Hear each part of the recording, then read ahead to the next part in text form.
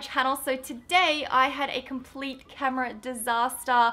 I went to film this video and I turned on my Canon 600D, and after 4 years it has finally died. Nothing was working at the same time, and I tried to take a picture and it would freeze and then it would just die, and it's just completely over. Its life is over, and it has been an amazing camera, but it did mean that today I went out and purchased a new camera, a camera that I have been after for a very long time, and I'm so excited. I have the Canon 80D, but also please bear with me if the audio and everything is just awful because I've only had it a few hours and I haven't had a chance to actually properly work it out. So there's a little update of my day. I did Snapchat about it, but I just thought I would let you in on what's going on.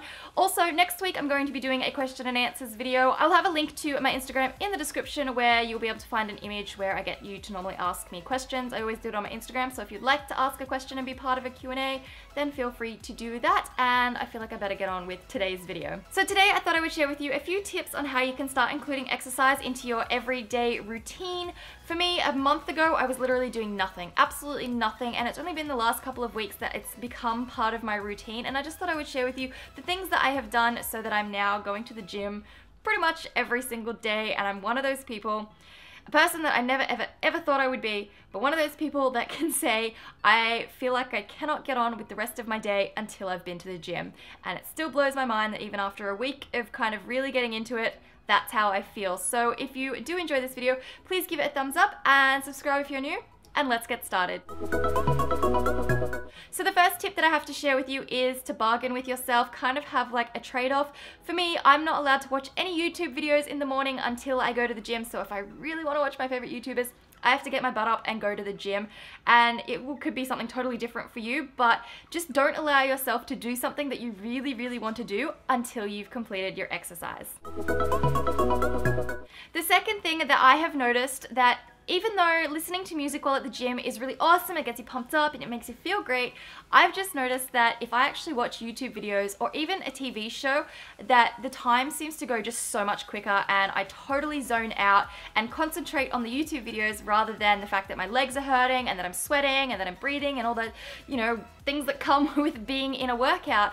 I do a 30-minute like cross trainer full body workout, and I watch about 3 10-minute YouTube videos, and the time flies, and it's so amazing. I get to watch all my favorite YouTube videos.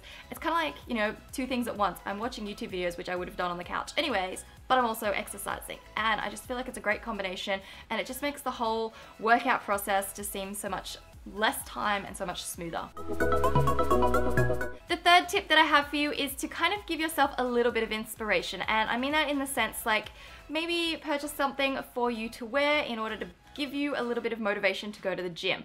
But don't go and spend like $500 on outfits because it's not really practical at all. So for me, at the start of last week, I decided that I wanted to go to the gym every single day. In the 2 weeks prior to that, I'd been like maybe 2 or 3 times each week, but that week I was like, no, this is happening. I'm gonna go every single day. I ended up going 5 times, so now I've gone to this point where I have to go a minimum of 5 times every week.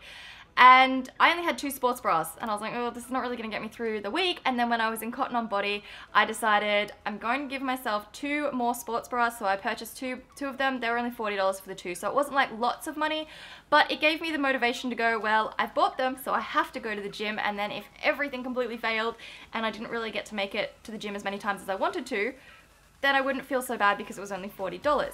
Which then kind of leads me into my next tip, which is to reward yourself when you've actually made an achievement. So for me, I could have bought like 1,000 pairs of full-length leggings while I was at Cotton On Body, but I didn't allow myself because I've decided that once I've been going to the gym every day for a week, or at least 5 times a week for an entire month, then I'm gonna go back and purchase some leggings. And I love wearing gym clothes normally, but I just couldn't justify it. I was like, I'm not spending all this money when I haven't done anything to deserve getting all of these things. So once I've done this for a month, then I'm gonna go and treat myself, and I'm gonna be more motivated to keep going, and then I should be seeing results and things like that by that far down the track, if that makes sense. The The next tip is to start really small. Like, if you physically can't do any more than 10 minutes a day, then don't feel bad. Don't feel like that's not achieving something, because you totally are.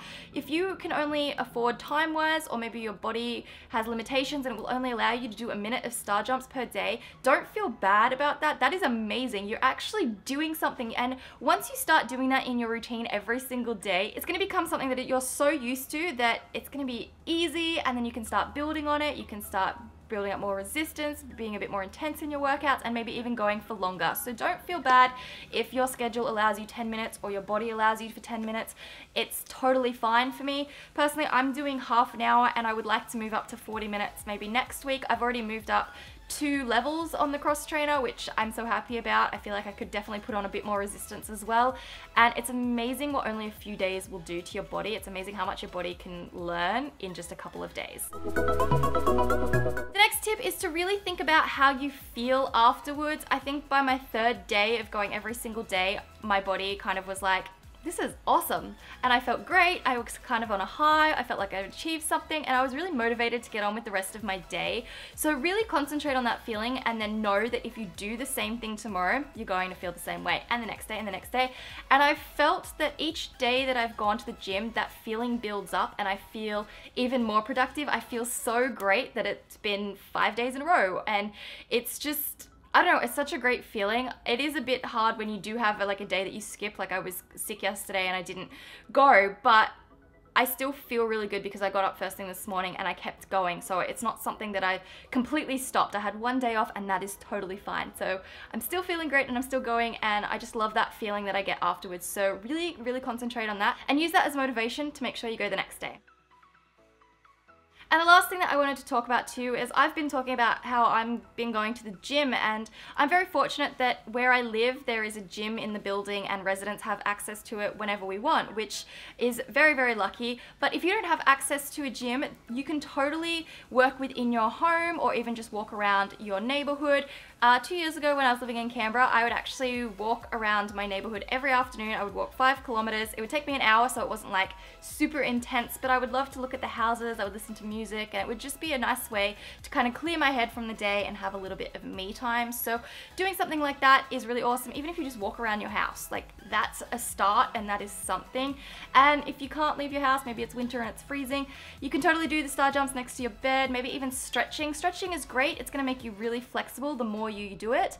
And maybe even starting some yoga. That's really, really simple. There's heaps of great little beginner tutorials on YouTube. That's kind of how I got into it and how I found it a couple of months ago.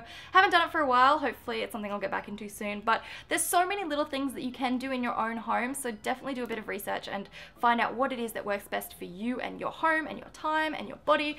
And I really think that you can start to build a little bit of a routine on it if you just do a little of something every single day. And trust me, you'll notice how much better you feel because you feel like you've achieved something, and I think that's the greatest feeling overall. So if you do have any other suggestions to share with anyone, feel free to leave it as a comment down below.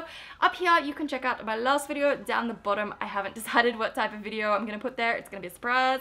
It will be listed in the description as well, so make sure you check that out. Also, don't forget to go over to my Instagram if you would like to be a part of the question and answers video I'm going to film, and I will see you in my next video. Bye!